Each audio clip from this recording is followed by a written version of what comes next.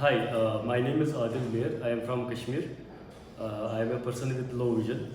So everyone knows that as a low vision or a totally blind, it is very tough to use or to operate computers.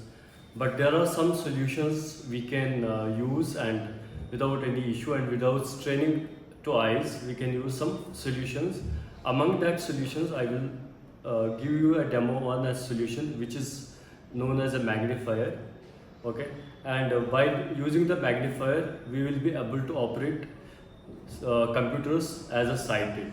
So let me show you some couple of views about the magnifier. Control Alt L, which is a lens view, it will make the particular area where our mouse is, it will make that area only the magnify. For example, I just want to read this. Majorly this will help in reading the captcha. The people who are more than 40 plus whose eyesight is getting weaker, or the person who are very low vision, they can use this to read out the captcha as well. Okay, and it is making that area big, which is where the mouse is going. Breakfreesolutions, brought to you by Project Discovery, supported by Enable India and Google.